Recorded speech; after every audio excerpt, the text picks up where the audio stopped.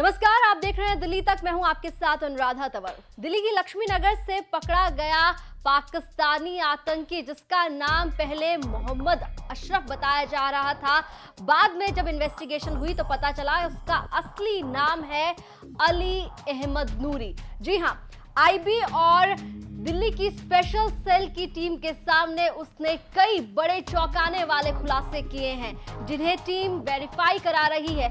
लेकिन सबसे पहले आपको बता देते हैं कि क्या क्या खुलासे इस आतंकी ने स्पेशल सेल और आईबी के सामने किए हैं। सूत्रों से मिली जानकारी के मुताबिक 2009 में आईएसआई के अफसर नासिर के इशारे पर जम्मू में बस स्टैंड पर ब्लास्ट किया, जिसमें कई लोगों की मौत हुई। 2011 में दिल्ली हाई कोर्ट ब्लास्ट की रैकी भी इसी ने की थी और ब्लास्ट करने के लिए 2 पाकिस्तानी आए थे, जिसमें एक आतंकी का नाम गुलाम सरवर था। जम्मू कश्मीर में 5 आर्मी के जवानों की हत्या की बात भी इसने कबूली है, जिसे वेरीफाई किया जा रहा है। आईएसआई के अफसर नासिर के कहने पर कई बार जम्मू कश्मीर में हथियार सप्लाई करने के लिए ये गया था। आईएसआई अफसर से बात हमेशा ईमेल के जरिए होती थी। ईमेल में ड्राफ्ट में मैसेज छोड़ा जाता था। पाकिस्तान प्रांत के पंजाब का रहने वाला ये आतंकी मोहम्मद अशरफ उर्फ अली अहमद नूरी ने कई बड़े खुलासे किए हैं, जिन्हें फिलहाल वेरीफाई किया जा रहा है। इसके साथ ही ये भी पता चला है कि ये कोडिंग में भी मास्टर था और ईमेल में ड्राफ्ट में अपने मैसेज सेव करता था और उसी के जरिए आईएसआई के साथ ये अपने मैसेज एक्सचेंज करता था। फिलहाल कई तरह के जो खुलासे अभी तक सामने आए हैं, उन्हें वेरीफाई किया जा रहा है। तो सूत्रों से मिली जानकारी के अनुसार आईबी और दिल्ली स्पेशल सेल की जो टीम है, उनके सामने इस आतंकी ने कई बड़े खुलासे किए हैं और इन खुलासों के जरिए पता चला है कि ये कोडिंग में भी मास्टर था और आईएसआई से कोडिंग के जरिए ही ये मैसेज एक्सचेंज करता था। ईमेल में ड्राफ्ट के अंदर ये अपने मैसेज को सेव कर देता था और उसी के जरिए ये आगे की जो प्लानिंग होती थी उसे अंजाम देता था। कई तरह के ब्लास्ट में शामिल होने की खबर भी सामने आ रही है। दिल्ली हाई कोर्ट ब्लास्ट में भी इसका नाम सामने आया है। रैकी इसने की थी, जैसे कि खबरें सामने आ रही हैं। इसके अलावा आपको बता दें कि जब इस आतंकी को अरेस्ट किया था, उसके बाद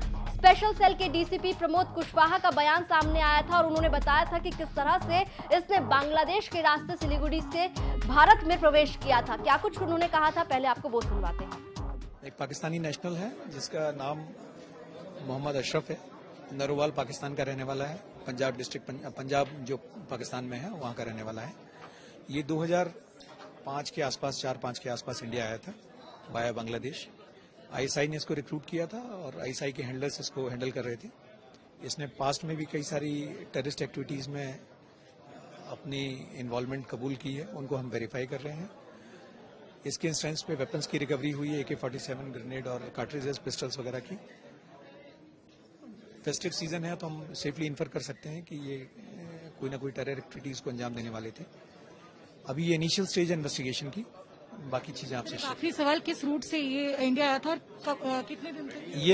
ये 2000 मैंने आपसे कहा कि ये वाया बांग्लादेश सिलीगुड़ी के रास्ते से आया था, but this is subject to verification, क्योंकि अभी हम इसको वेरीफाई कर रहे हैं। इस आतंकी के पास से पुलिस को हथियार भी बरामद हुए हैं, जिसमें आपको बता दें कि दिल्ली के कालिंदी कुंज के पास, यमुना के पास जो बालू है, वहां पर इसने AK-47 ग्रेनेड, मैगजीन और कारतूस छिपाए हुए थे और वहां से पुलिस ने तमाम चीजें बरामद की है। हमारे संवाददाता हिमांशु मिश्रा मौके पर पहुंचे और उन्होंने मौके का जायजा लिया और इस दौरान वहां पर मौजूद लोगों से बातचीत भी की और उस वक्त क्या कुछ हालात थे, इसके बारे में तमाम जानकारी जुटाई।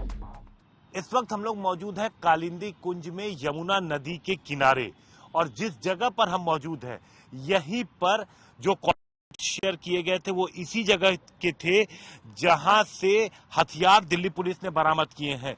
यहीं पर नीचे जो पत्थर आप बड़े बड़े देख रहे हैं, इसी के नीचे यहां पर जो जानकारी मिली है कि बैग्स में पत्थरों के नीचे दबा करके AK-47, 2 पिस्टल, 120 जिंदा कारतूस जिसमें 60 पिस्टल्स के और 60 AK-47 के और एक हैंड यहां पर छिपा के रखा गया था।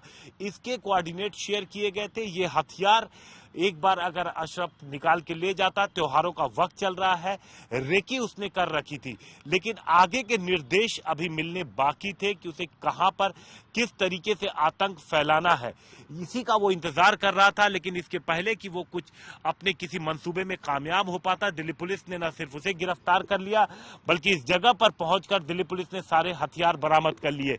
आप देखिए, यहां से जो सामने का आप रोड देख रहे हैं, ये वो सड़क है जो दिल्ली को नोएडा से जोड़ता है। आगे ये रास्ता सीधे कालिंदी कुंज की तरफ चला जाता है। इस इलाके में आमतौर पर कोई आता नहीं है।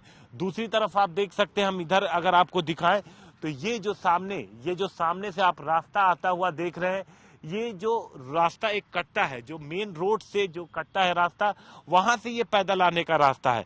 तो आमतौर पर इन रास्तों पर कोई आता नहीं है, इसीलिए इस जगह को चुना गया। यहाँ पर कभी कोई ऐसे भी फिरते आता है क्या? कभी नहीं आता कोई भी। आपकी ड्यूटी कहाँ होती है? वो कंट्रोल रूम के अंदर। आपका नाम क्या है? विपिन कुमार। विपिन जी, आप क्या करते हैं वैसे?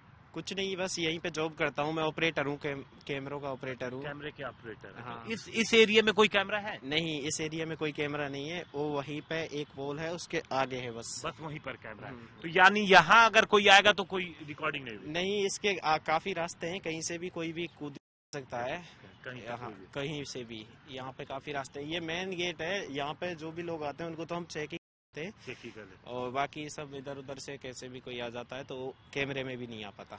तो मेन जो रास्ता है वहां से अगर कोई आएगा, कैमरा भी लगा है, वहां पे सब लोग बैठे भी हैं जो गाड़ियां चेक करते हैं। हमारी भी गाड़ी चेक हुई थी। लेकिन अगर आप इस रोड से आते हैं, अगर आप किसी दूसरे तरीके से आते हैं, क्योंकि ये पूरा जंगल का इलाका है, अगर यहाँ पे आप आते हैं तो आपको कोई नहीं देख सकता, कोई रोशनी की व्यवस्था नहीं है, यहाँ पर अंधेरा रहता है। रात के वक्त जब पुलिस पहुंची तो जब उन्होंने यहाँ पर देखा तो उन्हें हथियार बरामद हुआ। अब इस मामले में आगे अशरफ अली, जो कि 14 दिनों की पुलिस रिमांड पे है, दिल्ली पुलिस की टीम उनसे पूछताछ कर रही है।